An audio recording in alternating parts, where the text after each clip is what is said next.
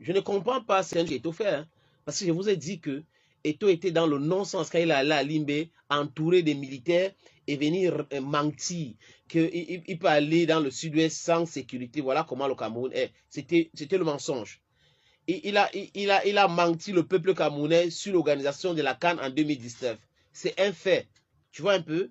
Mais je vois la manipulation politique derrière. C'est pour l'intérêt de qui? De Barthélémy Biabivondo, parce qu'il devait avoir les élections en 2018.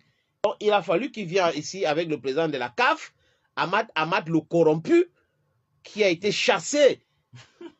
Oui, qui a été chassé à la tête de la CAF par le TAS et la FIFA. Donc, c'est Eto'o a manipulé et Eto'o a menti en 2018. Mais toute autre chose, il fait bien. Tu vois? Dans le football, vraiment, j'ai interviewé un ami qui s'appelle Jean-Bruno Tagny. Jean-Bruno Tagny m'a dit dans cet entretien qui est en ligne que Eto'o, c'est un professeur de football. Il maîtrise le football mieux que tous les autres qui parlent de football au Cameroun. Quiconque. Parce qu'il a joué à un niveau vraiment élevé.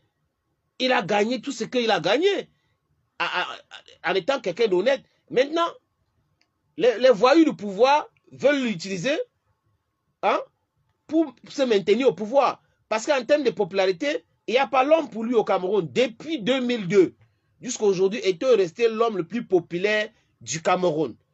L'autre jour, il célébrait les 14 millions d'abonnés sur Facebook.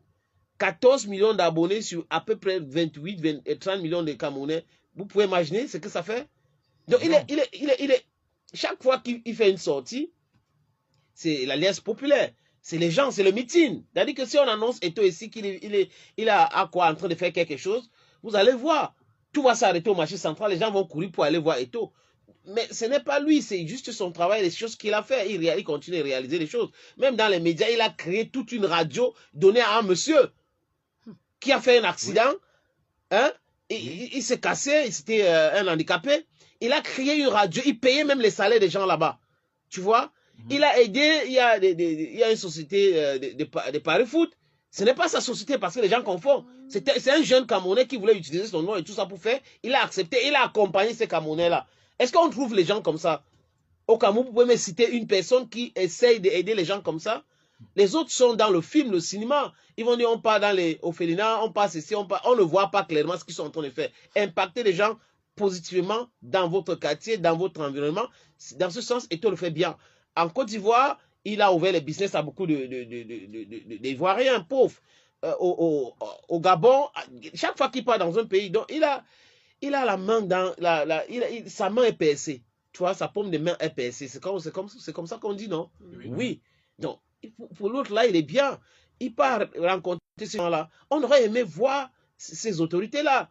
Vous savez que le ministre de Sport devrait faire le déplacement pour aller à l'hôpital, non? Mais comme ils sont les dieux, ils ne peuvent pas aller à l'hôpital comme ça, franchement. Il a beaucoup à faire. Et ceux qui sont blessés, l'État... vous allez voir, après on va commencer. Si Eto'o n'intervient pas, on va vous dire que ceux qui sont blessés sont en train de payer les charges d'hôpitaux. Ils seront en train de payer toutes les charges là-bas. Mais avec la présence de tout certainement, ça va. Ou la fait qu'à foot pour gérer cette affaire parce qu'on parle quand même du football. Normalement, il faut dédommager. Donc c'est pour cette raison qu'ils ont dit on va donner 50 millions. Les footeurs ont dit qu'on va donner 50 millions. C'est une bonne chose. Maintenant, en retour, qu'est-ce que le gouvernement dit? Oui. Nonsense.